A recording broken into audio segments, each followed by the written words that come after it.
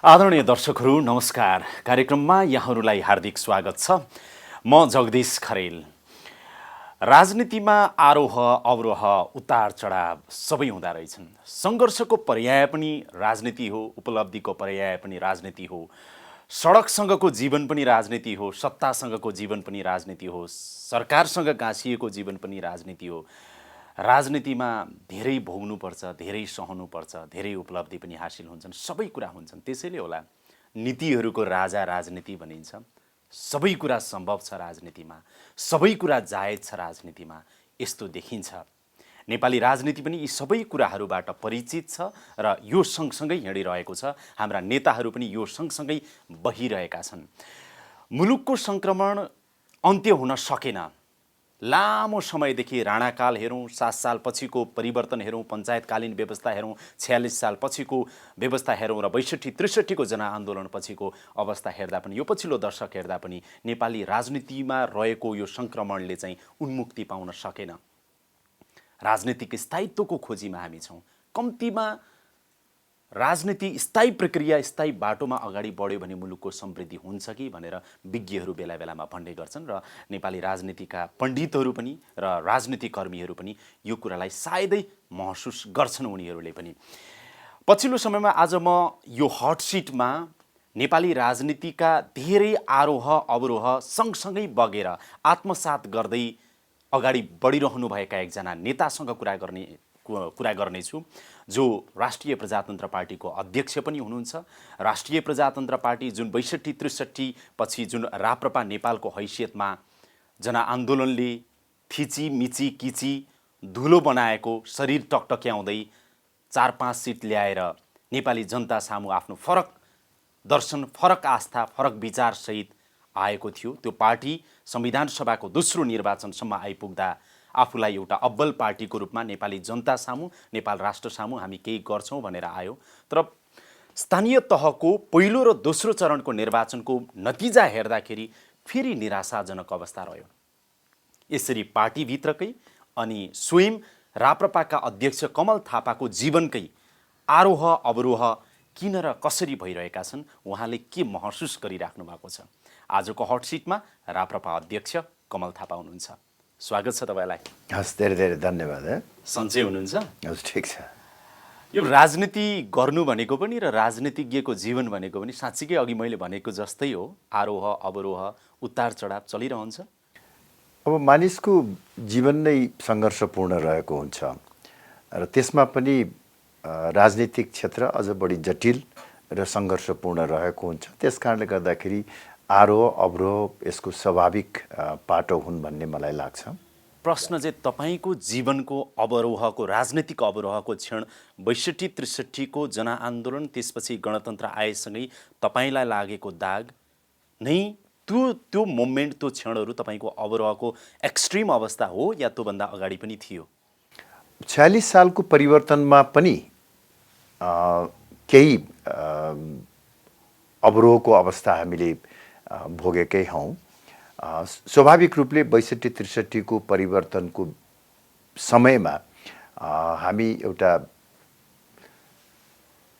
संस्थापन पक्षमा रहेको कारणले गर्दाखेरि त्यो अवस्थामा अलि बढी आक्रमण सहनु पर्यो भन्ने मलाई लाग्छ। अनि आरोहको क्षण कुन रह्यो सबैभन्दा? तपाईँ पोलिटिकल हाइट गेन गर्ने सन्दर्भमा मैले यो समय चाहिँ मेरो राजनीतिक रूपले सुखद रह्यो अहिलेसम्मको सबैभन्दा भन्ने कुन छ? राप्रपा नेपालले मुलुकको चौथो शक्तिको रूपमा स्थापित हुने जुन अवसर प्राप्त भयो, त्यो मलाई लाग्छ मेरो र पार्टीको जीवनको एउटा महत्त्वपूर्ण उपलब्धि र आरोहको क्षण हो भन्ने मलाई लाग्छ। 2070 सालको दोस्रो संविधान सभाको निर्वाचनपछि हजुर 25 सिट तपाईँहरूलाई प्राप्त भयो हो, होइन त?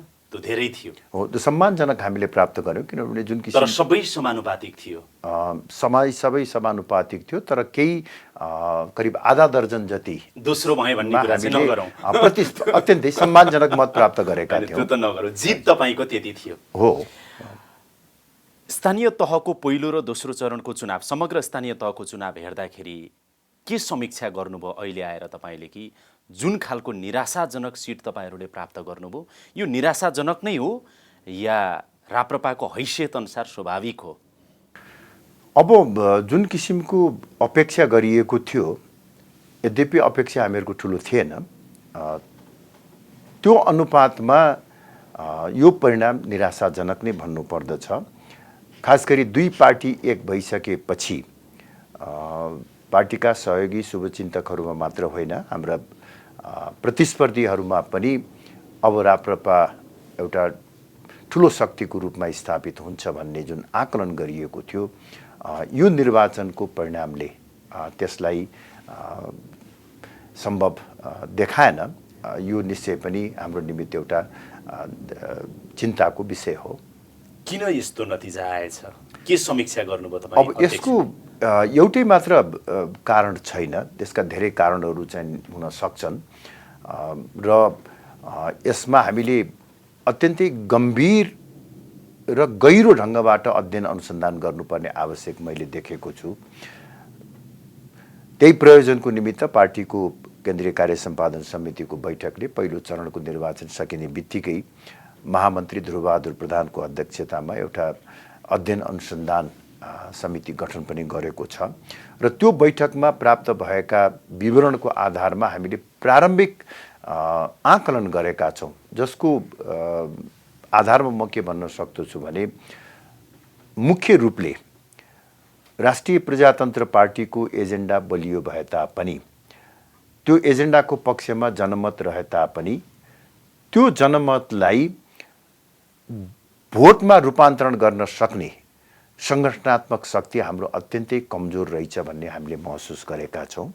दोस्रो, साधन स्रोतको यति व्यापक प्रयोग भयो, हामीले कहीँ कतै सामान्य ढङ्गबाट पनि प्रतिस्पर्धा गर्न सकेनौँ।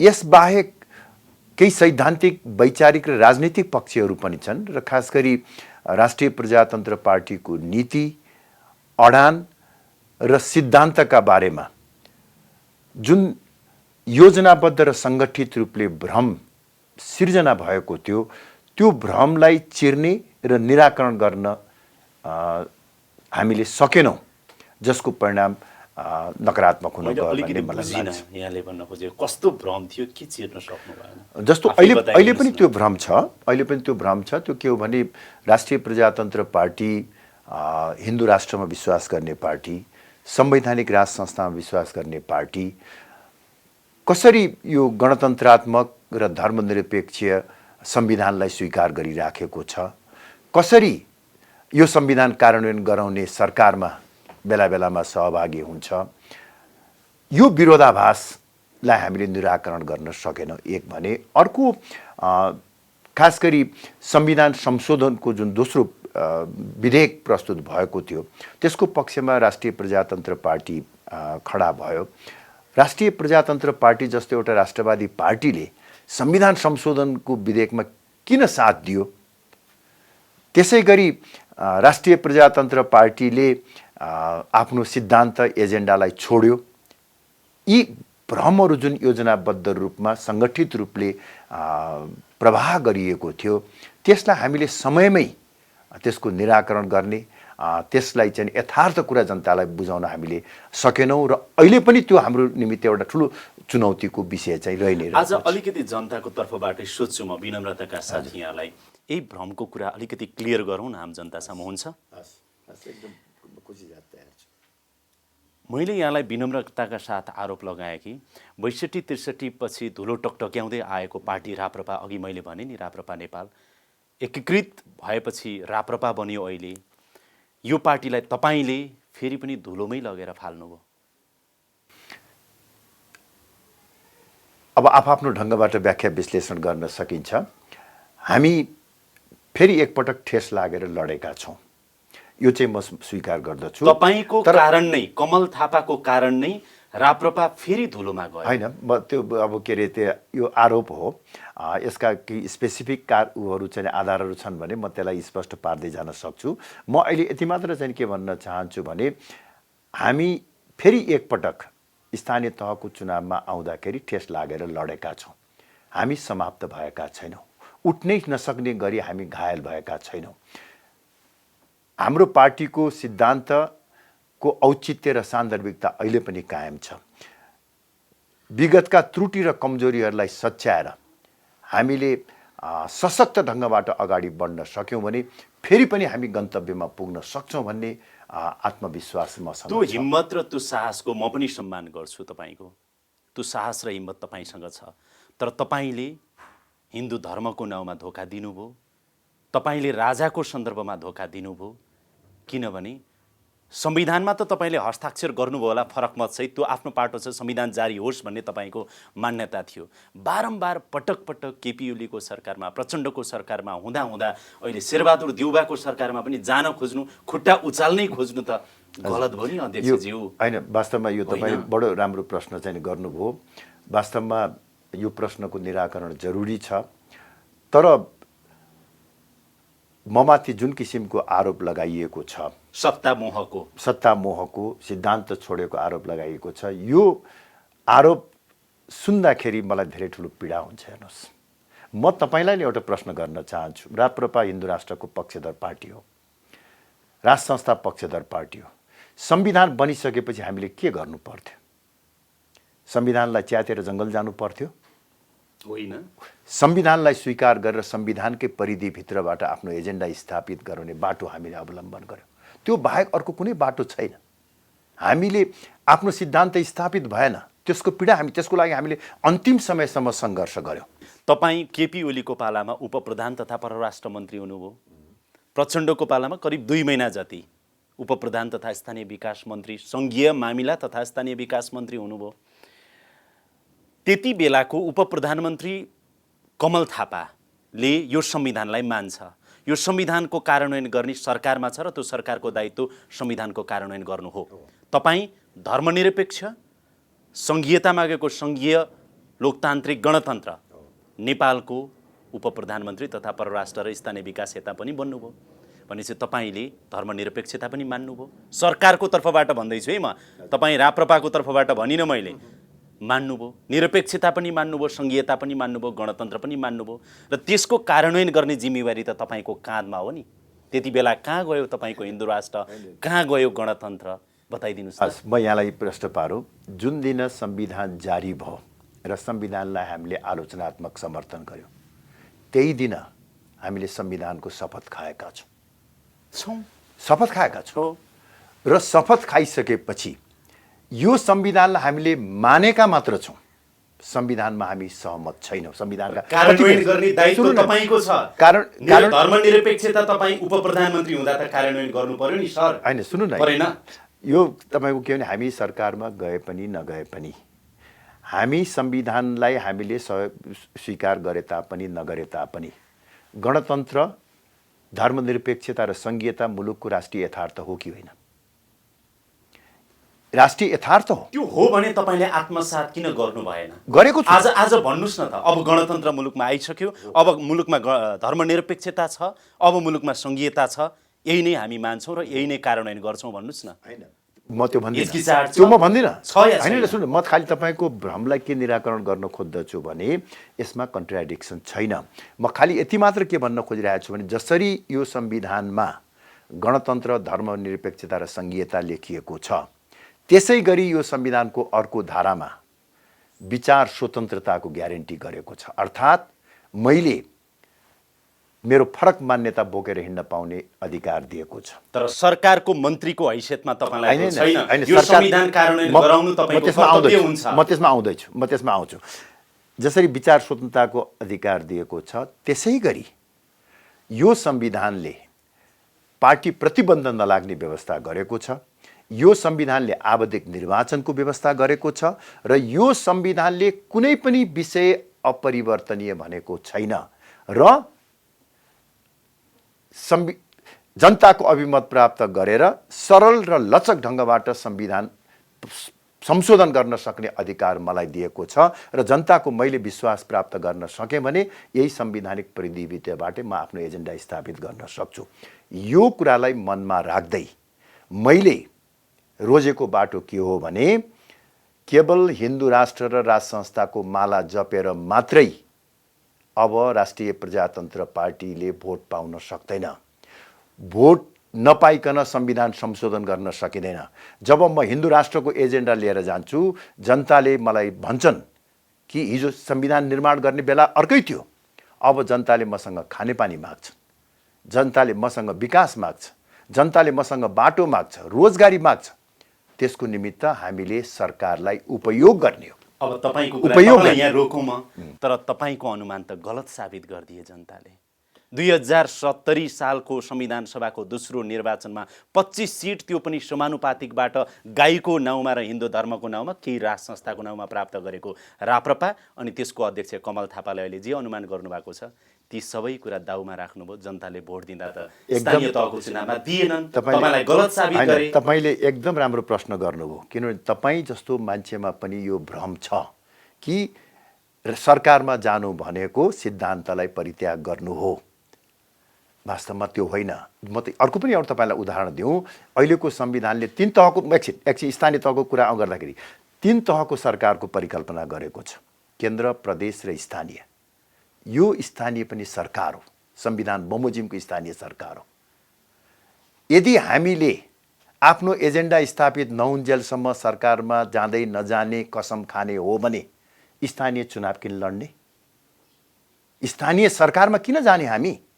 हामीले त संविधानलाई र संवैधानिक व्यवस्थासँग सहकार्य गरेर जाने निर्णय गरेका छौँ। अलिकति सजिलोको लागि म यहाँलाई निवेदन गरौँ, 2047 सालमा जब एमाले संविधानलाई आलोचनात्मक समर्थन गर्यो, उसले गणतन्त्रको एजेन्डा छोडेको थिएन, तर राज संस्थासँग सहकार्य गर्यो।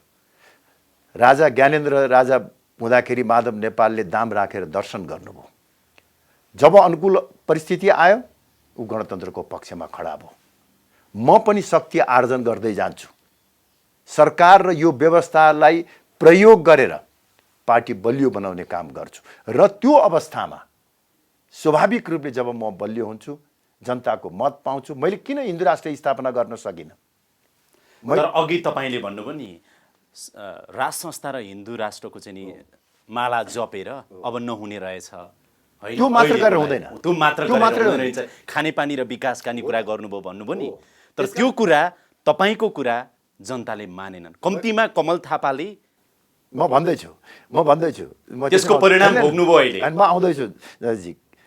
तपाईँ जस्तो चाहिँ नि एउटा चेतनशील व्यक्तिमा पनि मैले खालि तपाईँ भनेर प्रतीकात्मक रूपमा मात्र भनिराखेको छु। एउटा चेतनशील व्यक्तिहरूमा पनि यो भ्रम छ कि सरकारमा जानु भनेको, संविधानलाई स्वीकार गर्नु भनेको एजेन्डा छोड्नु हो भन्ने जुन भ्रम सिर्जना भयो, त्यो भ्रमको कारणले गर्दा हामीले भोट पाएनौँ। तपाईँले कस्तो भ्रममा पर्नुभयो अथवा पार्नुभयो थाहा छैन, तर एउटा जस्टिफाई गर्न सक्नुहुन्छ तपाईँ, आम जनताको अगाडि क्लियर गर्न सक्नुहुन्छ कि प्रचण्डको सरकारमा 2 महिनाको लागि किन जानुभएको थियो? अब जरुरी थियो, पहिला त जरुरी थियो। हैन, म आउँदैछु, त्यो पनि आउँछु। तपाईँ कुन निष्ठा र कुन आदर्श के कार्यान्वयन गर्न जानुभएको? म आउँदैछु। त्योभन्दा अगाडि एक सेन्टेन्स म तपाईँलाई के भन्न चाहन्छु भने, राष्ट्रिय प्रजातन्त्र पार्टीले आफ्नो एजेन्डाप्रति निष्ठावान रहँदै पनि संविधान र संवैधानिक व्यवस्थासँग सहकार्य गरेर जाने, आवश्यकता पर्दाखेरि सरकारमा पनि जाने वा प्रतिपक्षमा रहने जुन चाहिँ नीति छ, यसमा विरोधाभास छैन भन्ने कुरा जुन दिन मैले जनतालाई बताउन सक्छु, अहिले जनतालाई त्यो भ्रम परेकै छ। म यो भ्रम चिर्छु एक दिन। कसरी चिर्नुहुन्छ र? चिर्छु। हेर्नुहोस् न, हैन सुन्नु न, म आफ्नो 2072 साल असोज 3 गते संविधान जारी हुने दिनसम्मको सायद कमल थापाको जुन सोच थियो, विचार थियो, नेतृत्व थियो, त्यहाँसम्म तपाईँ सायद ठिक हुनुहुन्थ्यो होला, जनताको अगाडि कन्भिन्स गरिराख्नु भएको थियो होला। त्यसपछिका दिनमा त हैन, यो अवरोह त सुरु भएछ नि अध्यक्षज्यू। यही त चाहिँ मतलब चाहिँ बुझ्न गाह्रो भयो। तपाईले निष्ठा त्याग्नुभयो, आदर्श त्याग्नुभयो, राजनीतिक विचार त्याग्नुभयो। अघि नै तपाईले भन्नुभयो नि हिन्दू राष्ट्र र अब के भन्छ चाहिँ नि राजाको माला जपेर मात्रै हुँदैन भन्नुभयो नि, त्यही नै तपाईको आदर्श थियो नि। सुन्नु न, कहाँ गयो? हैन सुन्नु न, यही चाहिँ तपाईँ चाहिँ के संविधान निर्माण गर्दाखेरिको अवस्था र संविधान निर्माण भइसकेर राजनीति नयाँ ढङ्गबाट अगाडि बढेको अवस्थामा को परिस्थिति एउटै हो। यदि हामीले मैले अघि तपाईँ यसलाई फेरि गलत अर्थ लगाएर तपाईँले चाहिँ अलिकति मलाई लाग्छ चाहिँ एक्जाजरेट गर्नुभयो। मैले भन्न खोजेको के हो भने हिन्दू राष्ट्र र राज संस्थाको मात्र कुरा गरेर पुग्दैन। अब त्यो निष्ठालाई कायम राख्दै तपाईँले जनताको विश्वास जित्नको निमित्त थप काम गर्नुपर्छ।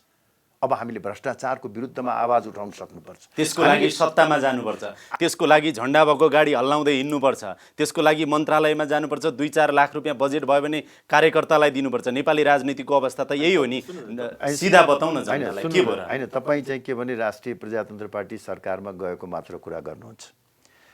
सबै नेताको कुरा गर्नु सरकारमा जानलाई जुन लालची हुन्छ नि। हैन, हाम्रो सकारात्मक पक्षको बारेमा पनि हेरिदिनुहोस् न। राष्ट्रिय प्रजातन्त्र पार्टी त्यो पार्टी हो, मलाई अरूको उदाहरण थाहा छैन, नीतिगत रूपमा जब मतभेद भएपछि सरकारबाट बाहिरिने पार्टी राप्रपा नेपाल राष्ट्रिय प्रजातन्त्र पार्टी हो। जब काङ्ग्रेस र माओवादीले एक प्रकारले भन्ने हो भने छापामार शैलीमा प्रधान न्यायाधीश सुशीला कार्कीको विरुद्धमा महाभियोगको प्रस्ताव पास गर्यो, त्यो बेला पनि हामी सरकारमा रहन सक्थ्यौँ नि। हामीले रहनुहोस् भनेर भनिए के हो नि। चुनावमा गाह्रो हुन्छ भनेर फिर्ता आउनुभयो। अब राप्रपाकै नेता कार्यकर्ताले भन्छन् अब चुनावमा गाह्रो हुन्छ, अहिलेसम्म पनि टाँसिएर बस्दा बरु निस्किहालौँ भन्ने। होइन, अब यही त अब हरेक कुरालाई नकारात्मक रूपमै हेरेर व्याख्या विश्लेषण गर्ने हो भने त यसको कुनै जवाफै हुँदैन। फेरि जान खोज्दै हुनुहुन्छ र नि हो। होइन, सुन्नु न, यो चाहिँ के भन्दा सरकारमा नजाने हामीले कसम खाएका छैनौँ।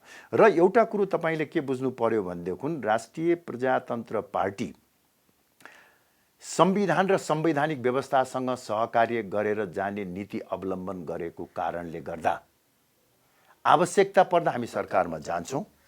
उपप्रधानमन्त्री पाउँदा नपाउँदाको अवस्थामा अलिक गाह्रो छ। मैले अलि रुड प्रश्न सोधेँ, माफी चाहन्छु। रुड होइन, तपाईँको पूर्वाग्रहपूर्ण प्रश्न भयो। त्यो पनि सम्झेँ। होइन, बिल्कुल पूर्वाग्रहपूर्ण प्रश्न। अहिले हामीले तपाईँको सरकारमा जाने बारेमा कुनै निर्णय गरेका छैनौँ। सरकारमा जान्छौँ जाँदैनौँ त्यसको ठेगान छैन। हिजो हामी सरकारमा गएर पनि म त उपप्रधानमन्त्री हुँदै सम्पूर्ण सरकारबाट हामी बाहिर निस्केको चाहिँ उदाहरण छ। तपाईँले अघि सोध्नुभयो प्रचण्डको सरकारमा किन जानुभयो। हुनसक्छ रणनीतिक रूपमा त्यो उपयुक्त भएन होला, मलाई पनि कता कता त्यो अनुभूति हुन्छ। आलोचना तपाईँलाई गरे। तर जगदीशजी, राष्ट्रिय प्रजातन्त्र पार्टी र राप्रपा नेपालको बिचमा एकीकरण हुँदा नै या त एकीकरण नै गलत भन्नु पर्यो। मैले त एकपटक त्यो एकीकरणलाई तोडिदिएकै हो सरकारको कुरालाई लिएर। हामी सरकारमा जाँदैनौँ, तपाईँहरू जानुभयो, त्यस कारणले गर्दा हामीले चाहिँ नि एकीकरण हुँदैन भन्नु भन्यो। तर जब पार्टीका सहयोगी शुभचिन्तकहरूले पार्टी एकीकरण प्राथमिकता हो, सरकार महत्त्वपूर्ण कुरा होइन भनेपछि पार्टी एकीकरणपछि बाई डिफल्ट हामी सत्ता पक्ष भएका हौँ। अध्यक्षज्यू, मलाई याद छ योभन्दा अघिल्लो अन्तर्वार्ता यहाँसँग मेरो करिब 3 वर्ष अगाडि भएको रहेछ। 2071 साल पुष महिनाको 20 गते मङ्गलबार त्यो अन्तर्वार्तामा यहाँले मसँग के भन्नुभएको थियो भने, म सायद भुल्दिनँ त्यो तपाईँको अन्तर्वार्ता कहिले पनि, जुन दिनसम्म कमल थापा कुनै पनि विचार आस्था र सिद्धान्तमा अडिग रहन्छ, आफू कन्भिन्स हुन्छ, संसारको आँधी बेरी जता गए पनि उसलाई परिवर्तन गर्न सकिँदैन, म अडिग रहन्छु। त्यो मेरो आस्था भनेको हिन्दू राष्ट्र हो, त्यो मेरो आस्था भनेको संवैधानिक राजतन्त्र हो। यो दुईटा आस्थाबाट म विचलित हुन्न जुन दिनसम्म आफू कन्भिन्स हुन्छु यो कुरामा भन्नुभएको थियो। तपाईँ विचलित हुनुभएको हो? छैन, एक रत्ती 1 इन्च पनि छैन।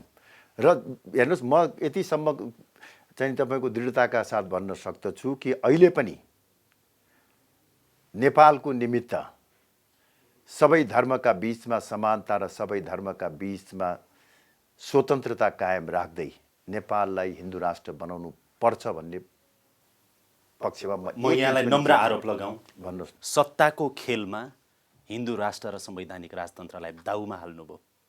यो नितान्त गलत आरोप हो। यो वास्तव यस्तै किसिमका भ्रमहरूले गर्दाखेरि आम जनतामा पनि भ्रम परेको छ। म फेरि पनि के भन्न चाहन्छु भने, मेरो एजेन्डालाई स्थापित गर्नको निमित्त मैले रणनीतिक रूपमा जे जस्तो किसिमको बाटोहरू अवलम्बन गर्दछु त्यसबाट भ्रम पर्नुपर्ने जरुरी छैन। आज राप्रपा एक हुँदाखेरि पनि, दुईटा राप्रपा एक हुँदाखेरि पनि गाईको नाउँमा त भोटै आएन।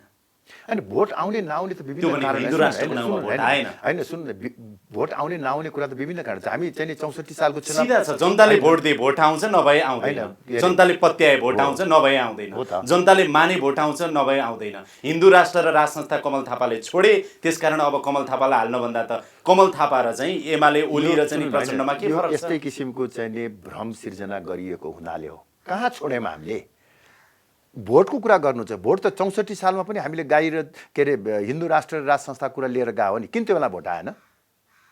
किन त्यो बेला चाहिँ सबभन्दा ठुलो पार्टी भएन? बिस्तारो धुलो टकटक्याउँदै हुनुहुन्थ्यो नि हो, तपाईहरु। अहिले त अवस्था थियो होइन? होइन, अहिले पनि मान्छेलाई भ्रम पारियो नि, राप्रपाले हिन्दू राष्ट्र छोड्यो भनेर चाहिँ नि। त्यो भन्दा पनि कमल थापालाई बेला बेलामा 25 सिटको मात लाग्यो, सरकारमा गएपछि मात लाग्यो, सडक भुले, सत्तामा गएपछि जनता भुले, निष्ठा भुले, आस्था भुले, सरकारमा गएपछि सरकारसँग सम्झौता गरेपछि। होइन, सरकार हाम्रो प्राथमिकताको विषय नै होइन। तर बारम्बार सरकारमा गइराख्नु होइन, होइन सुन्नु न, बारम्बार भने के गयो? कतिपल्ट केपी गइहाल्नुभयो, प्रचण्डकोमा गइहाल्नुभयो, अहिले शेरबहादुर देउकामा जाने कुरा नै छ। केपी ओलीकोमा हामी बडो सोच विचारका साथ गएका हौँ र मलाई अहिले पनि म बडो दृढताका साथ भन्छु हामीले त्यहाँ गएर राम्रै काम गरेका हौँ। प्रचण्डकोमा हामी बाई डिफल्ट गएका हौँ।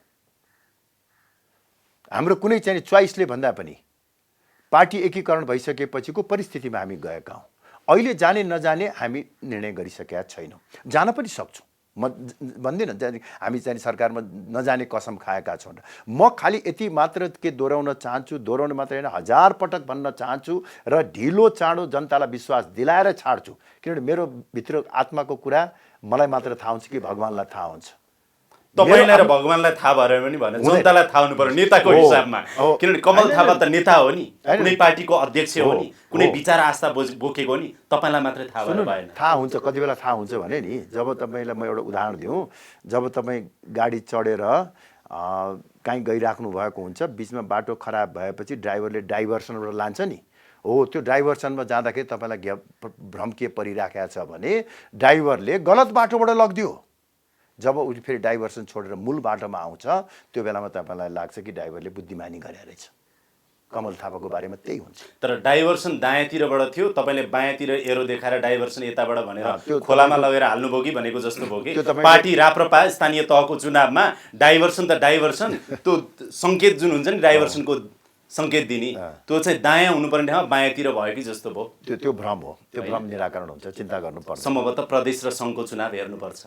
केही जरुरी छैन होइन, त्यो चुनावमै पनि मलाई लाग्छ चाहिँ हामीले अप्रत्याशित किसिमको परिणाम प्राप्त गर्छौँ भन्ने होइन। अहिले जुन किसिमको एउटा भ्रम सिर्जना गरिएको छ, मैले अघि नै भने नि, यो चाहिँ नि अब यो अर्को विषय त तपाईँको आउन बाँकी नै छ, संविधान संशोधनको विषय पनि भ्रम सिर्जना गरिएको छ। यस्ता किसिमका भ्रमहरूको ट्र्यापमा म त एउटा कुरो तपाईँलाई चाहिँ आज बडो विनम्रतापूर्वक भन्दछु, हेर्नुहोस् कि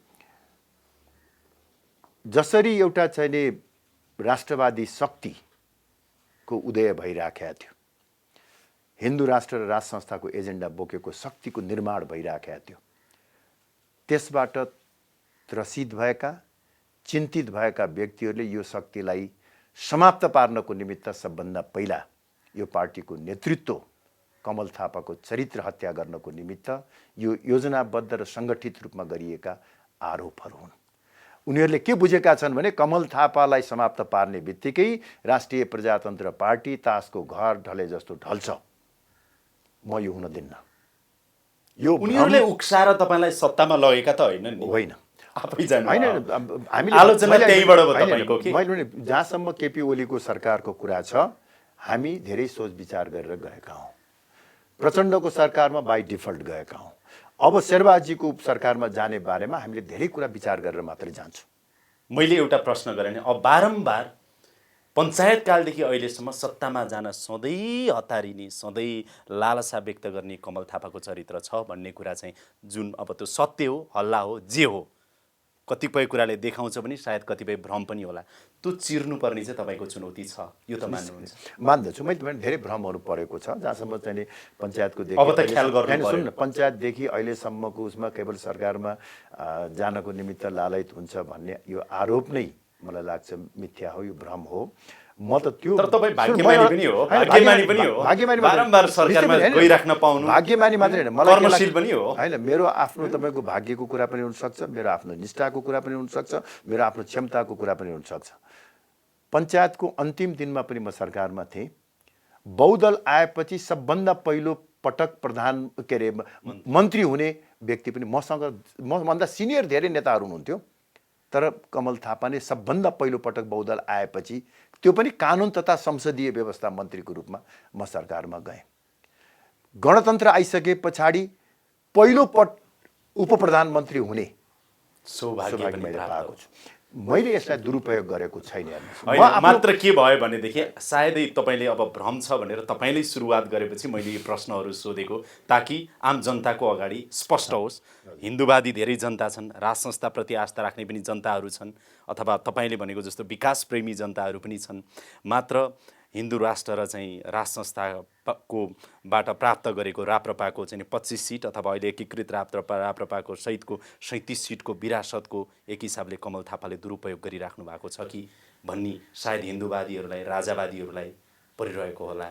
हिन्दूवादी राजावादीहरूलाई भन्दा पनि वास्तव मैले अघि नै पनि भने कि एउटा हिन्दूवादी राष्ट्रवादी शक्तिको निर्माण भइरहेको थियो र जुन चाहिँ नि कतिपय राष्ट्रिय राजनीतिका मूलधारका शक्तिहरूलाई पनि थ्रेट भएको र बाह्य शक्तिहरूलाई पनि, म यसमा अझ बढी जोड बाह्य शक्तिलाई दिन्छु। अहिले राप्रपा र कमल थापालाई कमजोर बनाउने र चरित्र हत्या गर्ने क्रममा जुन किसिमको एउटा बौद्धिक आतंक सिर्जना गरिएको छ, त्यो केवल हिन्दूवादी वा राज संस्थावादी होइन, बाह्य शक्तिहरू जो यो मुलुकमा हिन्दू राष्ट्र कहिले स्थापना नहोस्, एउटा राष्ट्रवादी शक्ति स्थापना नहोस् भन्ने जुन चाहन्छन्, उनीहरूको नियोजित प्रयास हो। अहिले त तपाईँभन्दा केपी ओली नै राष्ट्रवादी भएर निस्किनु भएको छ। नेकपा एमाले नै राष्ट्रिय झण्डा उहाँका नारा जुलुसहरूमा खुब देखिन्छन्, फहराएको देखिन्छ। होइन, मलाई केही आपत्ति छैन, मतलब चाहिँ म कसैलाई अराष्ट्रवादी भन्न पनि चाहन्न, सबैको उसमा चाहन्छु म। खैर यो लम्ब्याउन चाहिँ चाहन्न, अब लम्ब्याउन चाहन्न यो विषयलाई। तर यो विषयको मैले समप चाहिँ कसरी गर्न चाहेको भन्दाखेरि,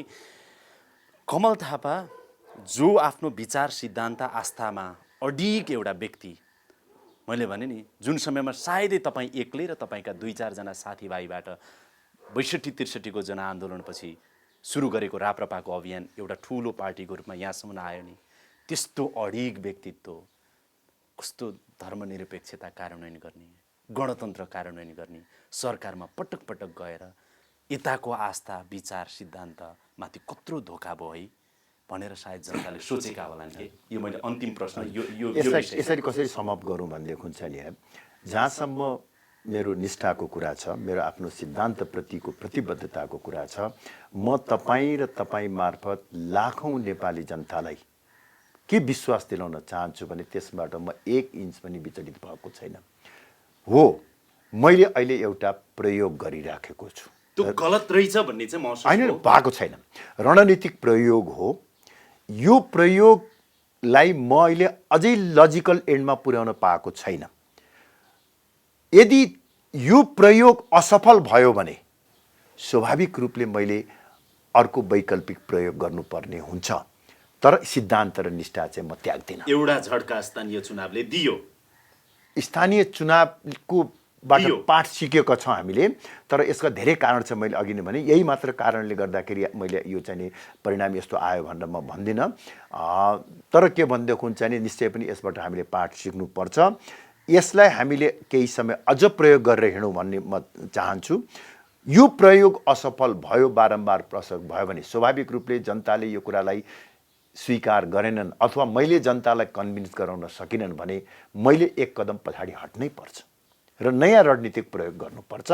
तर म आफ्नो सिद्धान्त र निष्ठाबाट चाहिँ नि म विचलित छैन र म यो कुरा चाहिँ के भनेदेखि चाहिँ नि प्रत्येक नेपाली जनतालाई अरू जे आरोप लगाउनु छ लगाउनुहोस्, सत्ता मोहको कुरा गर्नुहोस्, अवसरवादी भन्नुहोस्, जे भन्नुहुन्छ भन्नुहोस्, तर मैले आफ्नो सिद्धान्त छोड्यो भन्ने आरोप चाहिँ नलगाउनुहोस्। त्यो आगामी दिनमा तपाईलाई पुष्टि गर्न अलिकति सङ्घर्षपूर्ण छ आम जनताको। त्यो म मान्दछु, त्यो मान्दछु। म एकपटक प्रयास गर्छु। हेर्नुहोस्, मेचीदेखि महाकालीसम्म गएर मैले सरकारमा जाने वा संविधानलाई आलोचनात्मक समर्थन गर्ने कुरा सिद्धान्त छोडेको होइन, सिद्धान्तलाई स्थापित गर्नको निमित्त एउटा रणनीतिक प्रयोग भन्ने कुरा एकपटक म बुझाउन प्रयास गर्छु। कहिलेकाहीँ प्रचण्डले पनि भन्नुहुन्थ्यो कि पहिला भर्खरै राजनीतिको चाहिँ नि यो शान्तिपूर्ण राजनीतिमा अवतरण गरेपछि यो मेरो रणनीति हो, यो मेरो चाल हो, यो मेरो प्रयोग हो, यस्तो पो गर्न खोजेको भनेर बेला बेलामा कार्यकर्तालाई सम्झाउनुहुन्थ्यो। कहिलेकाहीँ केपी ओलीले पनि भन्नुहुन्छ, आज तपाईँले भन्नुभयो, अब जनतालाई छोडिदिउँ यो पत्याउने कुरा। राजासँग सम्बन्ध बिग्रेको हो? मलाई लाग्छ चाहिँ राज संस्थासँग सम्बन्ध बिग्रिने प्रश्नै छैन। संस्था भनिनँ मैले, राजासँग पनि बिग्रिएको छैन। हेर्नुहोस्, राज संस्था अथवा राजासँगको मेरो सम्बन्ध पहिले जस्तो थियो अहिले पनि छ। मैले तपाईँसँगै कुरा गरेको छु। हेर्नुहोस् कि मेरो राजा, तपाईँले एकपटक सोध्नुभएको मलाई सम्झना छ, मेरो राजासँग कुनै किसिमको विशेष सम्बन्ध होइन। विगतमा राज संस्था रहँदाखेरि काङ्ग्रेस एमालेका नेताहरूको जस्तो किसिमको सम्बन्ध हो, पछि उहाँहरूले त्यो सम्बन्ध छोड्नुभयो। मैले त्यसलाई निरन्तरता दिएँ। त्यही रूपमा हिजो पनि कायम छ, आज पनि कायम छ। संविधान संशोधनको सन्दर्भमा पनि अघि भ्रमको कुरा तपाईँले गर्नुभयो। साँच्चीकै 10 जना सांसद, 10-12 जना सांसदहरूको असहयोग रह्यो, त्यसकारण संशोधन भएन। ती 10-12 जना सांसदहरूलाई चाहिँ राजाले प्रत्यक्ष रूपमा तपाईँलाई असहयोगको लागि चाहिँ नि प्रयोग गर्नुभयो भन्नेसम्मको कुरा आयो। होइन, त्यो मलाई लाग्छ हेर्नुहोस्, राजा वा राज संस्थालाई त्यो कामको निमित्त हामीले त्यस्तो कुराको निमित्त आरोप लगाउनु अथवा त्यस्तो कार्य भयो भन्नु त्यो अतिशयोक्तिपूर्ण हुन्छ र त्यो कमसेकम म त्यो कुरा गर्न चाहन्न। हेर्नुहोस्, तपाईँ संशोधन चाहिँ चाहनुहुन्थ्यो? निश्चय पनि होइन, संशोधनको पक्षमा हामी चाहिँ छौँ, अहिले पनि छौँ। र त म एउटा कुरा चाहिँ यहाँ पनि के पनि जोड्न चाहन्छु भनेदेखि हो, यो चाहिँ नि संविधान विषय आउँदाखेरि जुन केही साथीहरू यो संसदीय दलको बैठकमा अनुपस्थित हुनुभयो, उहाँहरूको चाहिँ नि अनुपस्थितिलाई लिएर केही दरबार नगिचका व्यक्तिहरू र एमालेका नेताहरूले चलखेल गर्नुभयो भन्ने सूचना मलाई आएको छ। हेर्नुहोस्, त्यो चाहिँ उपयुक्त होइन। हेर्नुहोस्, जहाँसम्म संविधान संशोधनको विषय छ, संविधान संशोधनलाई साथ दिएर हामीले गलत गरेका छैनौँ। संशोधन चाहिँ हुनैपर्छ भन्ने नै हो। अहिले जस्तो अब राजपा लगायतका असन्तुष्ट दलहरूले जे माग जसरी गरिरहेका छन् त्यो ठिक छ? म यसमा के भन्न चाहन्छु भने अहिले जुन संविधान संशोधनको विधेयक प्रस्तुत भएको छ त्यो राष्ट्रिय प्रजातन्त्र पार्टीको अथवा हाम्रो माग होइन। हाम्रा त अरू विषयहरू छ नि संविधान संशोधन गर्नुपर्ने। यो आन्दोलनरत मधेसी मोर्चाको वा चाहिँ राष्ट्रिय जनता पार्टीको मागहरू हुन्। यो मागको सम्बन्धमा हेर्नुहोस्, वास्तवमा उहाँहरूले त धेरै कुराहरूको माग गर्नुभएको थियो। पहिलो पटक जब चाहिँ प्रचण्डकै सरकारले जुन विधेयक प्रस्तुत गर्यो त्यो बेला हामी पनि सरकारमा थियो। हेर्नुहोस्, हामी सरकारमा रहँदै पनि मैले नै सार्वजनिक रूपमा भने र पार्टीले पनि औपचारिक रूपमा निर्णय गर्यो कि यो सीमाङ्कन समेत समावेश गरिएको विधेयकलाई राष्ट्रिय प्रजातन्त्र पार्टीले समर्थन गर्दैन। सरकारमा भयो भने पनि हामी सरकारबाट अलग रहेर त्यसको विपक्षमा भोट हाल्छौँ भनेर हामीले भन्यौँ।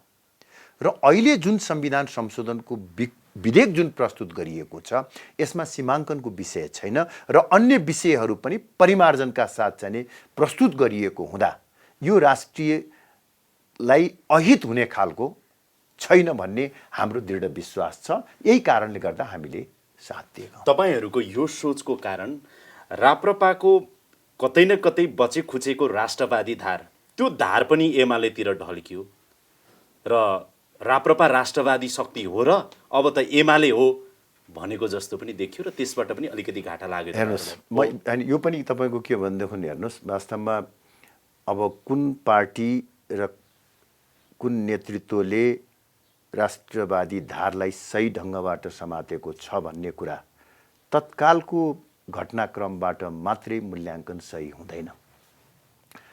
म तपाईँलाई एउटा सानो उदाहरण दिन्छु। यो इतिहासको एउटा चाहिँ ठुलो विवादको विषय हो। सन् 1814 जब ब्रिटिस साम्राज्यसँग नेपालको लडाइँ भयो त्यो बेलामा दुईटा धार थियो। एउटा फिल्डमा रहेका सेनापतिहरू अमरसिंह थापा लगायतकाले यसपटक ब्रिटिस साम्राज्यले राम्रो तयारी गरेर आएको छ, लडाकुको सङ्ख्या धेरै छ, हतियार धेरै छ, यो लडाइँ लड्नु बुद्धिमानी हुँदैन, अहिले लडाइँ नलड्नु भन्ने अमरसिंह थापा लगायतको सुझाव थियो। त्यो पनि राष्ट्रको हितको पक्षमा थियो। अर्को त्यो बेलामा चाहिँ शासन सत्तामा रहेको भीमसेन थापा, जसलाई अहिले पनि हामी राष्ट्रवादी नेताको रूपमा भन्छौँ, उहाँको मत के थियो भने ब्रिटिसले अब हामीसँग लडाइँ गर्छ, हामीले जुनसुकै बहानामा यसलाई चाहिँ रोक्न खोजे तापनि उसले कुनै न कुनै तरिकाले हामीमाथि आक्रमण गर्छ, त्यसैले अहिले नै हामीले लड्नुपर्छ भनेर लड्ने निर्णय भयो। परिणाम नेपालले झन्डै 1/3 भूभाग गुमाउनु पर्यो। दुवै राष्ट्रवादी हुन्।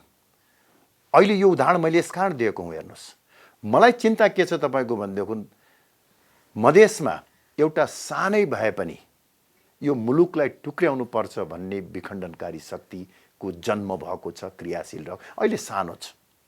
तर मलाई चिन्ता के छ भने जसरी 52 साल फागुन 1 गते माओवादीले जनयुद्ध सुरु गर्दा एउटा भरुवा बन्दुक, एउटा पेस्तोल र 100 जना गुरिल्लाबाट सुरु गरेको थियो, तर त्यो बेलाको राजनीतिक नेतृत्वको अकर्मण्यता र गलत नीतिको कारणले गर्दा 10 वर्षमा माओवादी कहाली लाग्दो शक्ति बन्यो। अहिले तिनै नेतृत्व कुनै न कुनै रूपमा सत्तामा हावी छन्। यिनको अकर्मण्यताले गर्दा त्यो विखण्डनकारी शक्ति कालान्तरमा नेपालको राष्ट्रिय सुरक्षा र अखण्डताको निमित्त एउटा थ्रेट हुन्छ कि भन्ने मलाई चिन्ता छ। यही कारणले मेरो मान्यता, हाम्रो पार्टीको मान्यता के हो भने त्यहाँका मूलधारका राजनीतिक दलहरू जो मोडरेट फोर्सेसहरू हुन्, राष्ट्रिय जनता पार्टी जस्ता पार्टीलाई संविधानको मूल प्रभावमा ल्याउनुपर्छ र विखण्डनकारी शक्तिलाई एक्लो पार्नुपर्छ। त्यसको निमित्त आवश्यक पर्यो भने केही लचकताका साथ मधेसी मोर्चाको मागलाई पुरा गर्दा हुन्छ, यदि त्यो राष्ट्रलाई घात गर्ने खालको छैन भन्ने।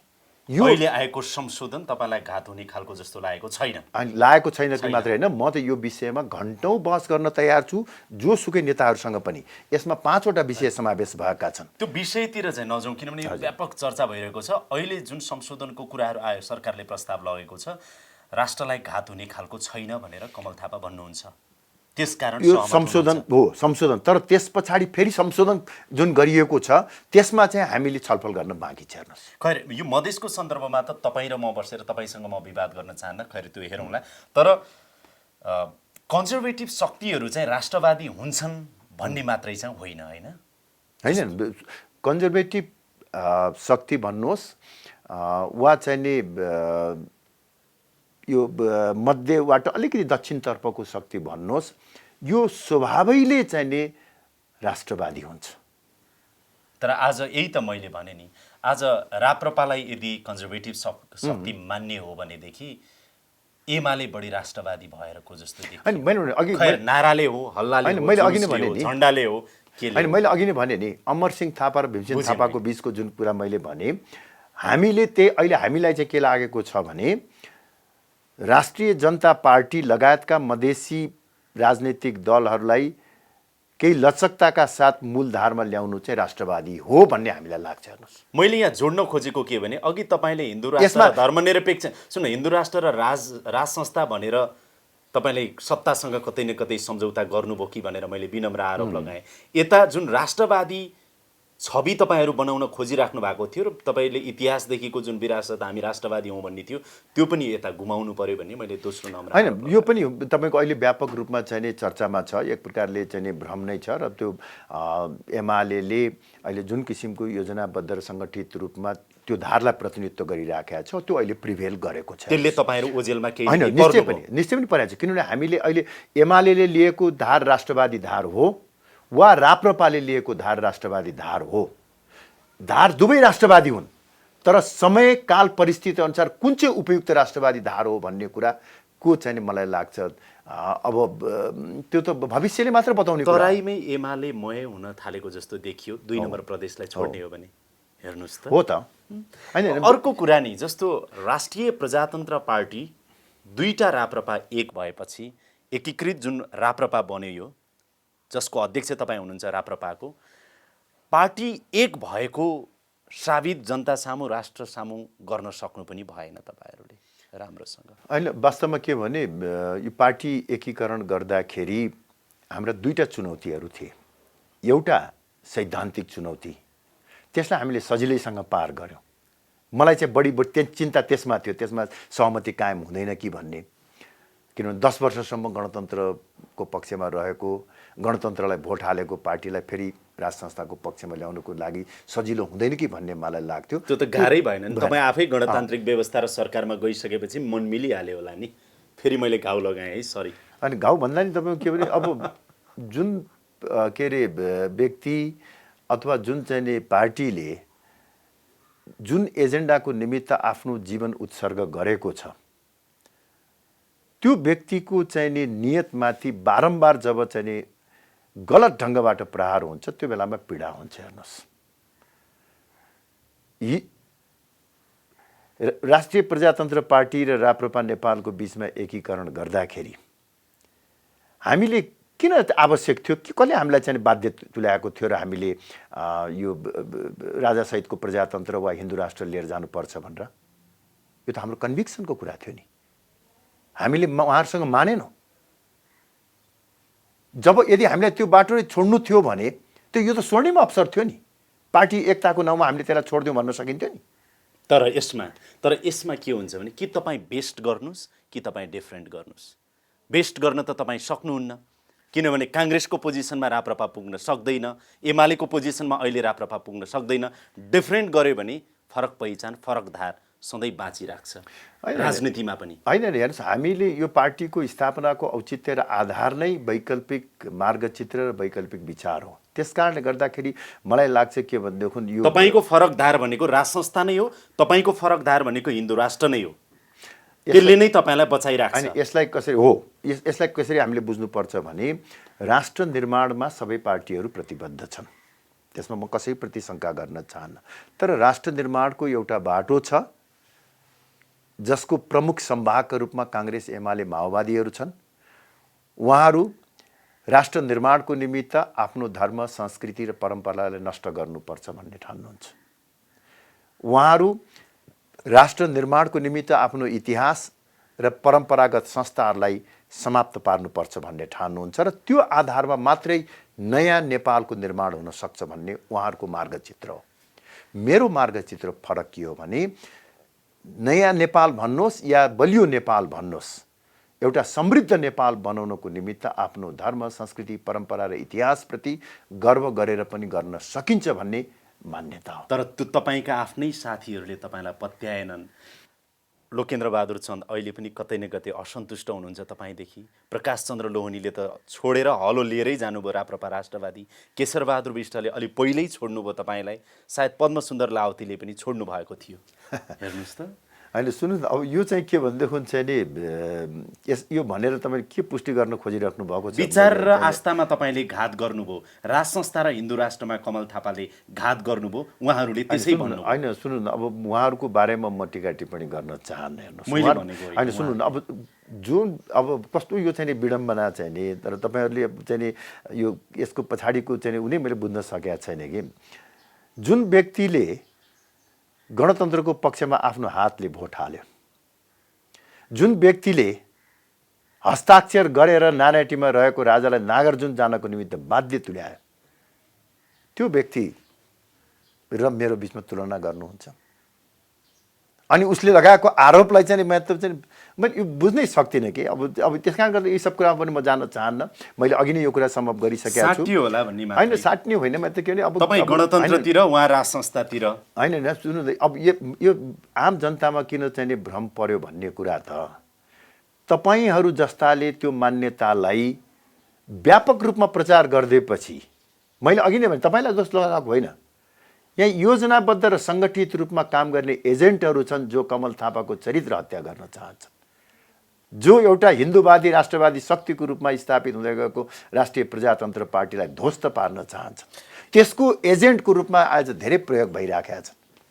होइन भनेदेखि तपाईँको मैले बुझेको चाहिँ नि सरकारमा गएर 10वटा भोट लिएर आएर अनि त्यसपछि आफू बलियो हुँ भनेर चाहिँ प्रयास गर्दाखेरि हामीलाई चाहिँ सडकमै राखेर हामीलाई चाहिँ तपाईँको कमजोर बनाएर अनि हाम्रो चाहिँ के भन्दैन एजेन्डा समाप्त हुँदाखेरि चाहिँ नि त्यो बेलामा चाहिँ के भनेदेखि ठिक हुने?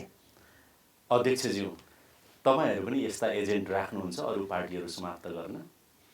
हामीले त्यो आवश्यकतै ठान्दैन। हेर्नुहोस्, हामी एउटा स्वस्थ प्रतिस्पर्धा अरूले चाहिँ राख्छन् भन्ने होइन, मैले अरू पार्टी भन्दा पनि अहिले भनेको छु, पार्टीहरूले त्यो प्रयोग भइराखेका छन्। उनीहरू स्वाभाविक रूपले भोलि चाहिँ कुनै काङ्ग्रेसलाई कमजोर बनाउने अथवा एमालेलाई चाहिँ कमजोर बनाउने अवसर प्राप्त भयो भने कुनै न कुनै पार्टीले सहयोग गर्छ। आज त तपाईँ नै झन्डै धुलोमा जान लागेको जस्तो स्थिति भयो। स्थानीय तहको निर्वाचनको नतिजा हेर्दाखेरि 4 सिटबाट तपाईँहरू 25 सिट पुग्नु भएको थियो, अहिले 37 पुग्नुभयो। 37बाट भोलिको दिनमा 7मा आउने अवस्था त हुँदैन नि? हुँदैन। यो कुरा महसुस छ तपाईँलाई? गम्भीर रूपमा होइन, गम्भीर रूपमा लिएको छु। तर मैले अघि नै भने कि जुन किसिमको यो चाहिँ भ्रम छ, यो भ्रमलाई निराकरण गर्न म कति सक्छु त्यसमा भर पर्छ। हेर्नुहोस्, म धेरै ठुलो शक्तिहरू, मेरो आफ्नो मिडिया छैन, आफूलाई अब के अरे अब सहयोग गर्नेहरूमा पनि त्यो भ्रमको चाहिँ शिकार भइरहेको स्थिति छ। मैले चित्त बुझाउन सकिरहेको छैन। स्वाभाविक रूपले यो अवस्थामा चाहिँ के भन्दा मैले त हेर्नुहोस्, अब कहिलेकाहीँ अघि यो तपाईँलाई म भनौँ,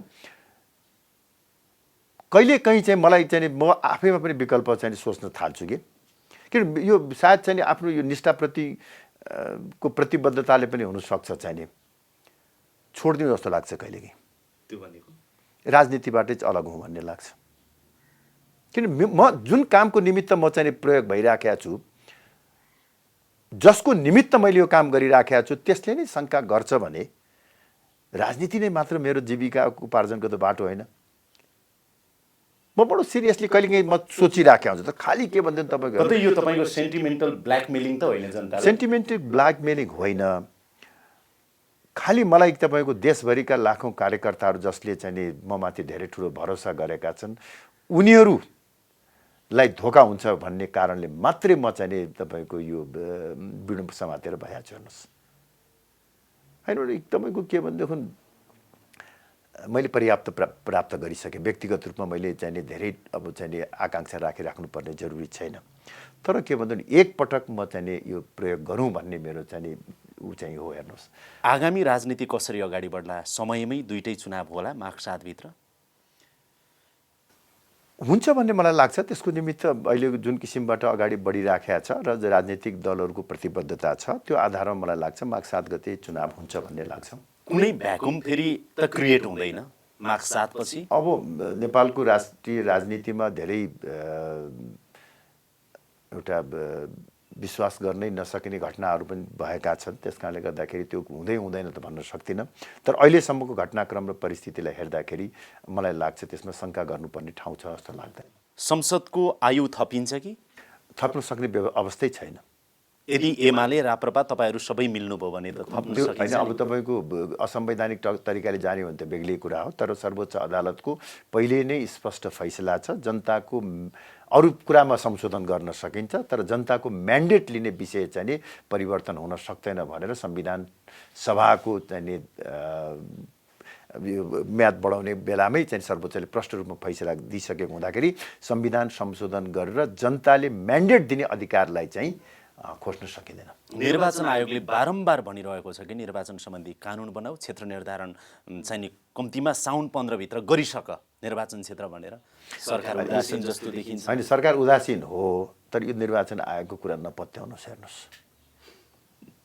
निर्वाचन आयोग चाहिँ नि अब चाहिँ अहिले एउटा लाचार छाया बाहेक केही पनि छैन। यस्तो निर्वाचन आयोग त मैले योभन्दा अगाडि कहिले देखेकै छैन। चाहिँ नि प्रधानमन्त्रीले सिटी बजाउने बित्तिकै हुलै चाहिँ नि बाँधेर प्रधानमन्त्रीको निवास कार्यालयमा पुग्ने चाहिँ नि यो निर्वाचन आयोगले के भन्छ भन्ने कुरा सब महत्त्वपूर्ण कुरा होइन। तर अब रौन्जेलसँग त मान्नै पर्छ। खैर, त्यसको आलोचनातिर नलागौँ। तर मेरो प्रश्न चाहिँ माघ 7 भित्र दुईटै निर्वाचन होस्, त्यो तपाईँ पनि चाहनुहुन्छ, म पनि चाहन्छु, चाहना यही राखौँ। यदि निर्वाचन भएन भने के हुन्छ? निर्वाचन नहुने अवस्था म देख्दिनँ। हेर्नुहोस्, अब केही गरी निर्वाचन नै भएन भनेदेखि त स्वाभाविक रूपले राजनीतिक दलहरूको नियन्त्रणभन्दा परिस्थिति बाहिर जान सक्छ। त्यो बाहिर भनेको कुन हदसम्म बाहिर जान सक्छ? अब त्यो अनुमानको कुरा गरेर अहिले काम लाग्दैन। हेर्नुहोस्, त्यसैलाई फेरि अनेक किसिमको टिका टिप्पणी गरेर चाहिँ नि चर्चा परिचर्चाहरू हुन्छ। खालि अहिले हामीले सचेत रहनुपर्ने कुरा के हो भने संविधान ट्र्याकभन्दा बाहिर गयो भने स्वाभाविक रूपले अनेक किसिमको एउटा चाहिँ नि अस्थिरतापूर्ण अवस्था सिर्जना हुन सक्छ। पार्टी अध्यक्षको सिट आफैमा कतिको हट सिट हुन्छ? अनि स्वाभाविक रूपले एउटा महत्त्वपूर्ण जिम्मेवारी भइसक्यो। त्यो हरेक जिम्मेवारीपूर्ण पदहरू त चाहिँ हट सिट हुन्छन् नि। राप्रपा र त्यसको अध्यक्ष कमल थापा अब कसरी अगाडि बढ्दै हुनुहुन्छ? दुईटा चुनाव मुखैमा छ अब। मेरो अहिलेको प्रयास भनेको हेर्नुहोस्, मेरो अहिलेको प्रयास भनेको अनेक किसिमका चाहिँ आरोप प्रत्यारोपका बावजुद, कहिलेकाहीँको चाहिँ एउटा फ्रस्ट्रेसनका बावजुद म एकपटक यो पार्टीलाई फेरि जुरुक्क उठाउन चाहन्छु। पार्टीको तत्कालीन पराजयका बावजुद हामीले लिएको एजेन्डाको औचित्य समाप्त भएको छैन र नेपालमा त्यो कहिल्यै समाप्त हुँदैन पनि। खास गरी हिन्दुत्वको र सम्वर्धनवादको मान्यता कहिले पनि समाप्त हुँदैन।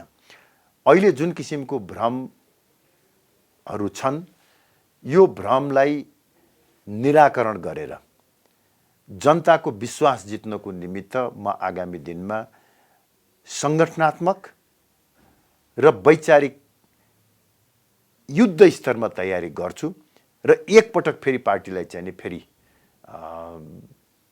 पहिलेको भन्दा पनि अझ बढी शक्तिशाली अवस्थामा पुर्याउँछु भन्ने मेरो चाहिँ नि आगामी दिनको योजना त्यही हो।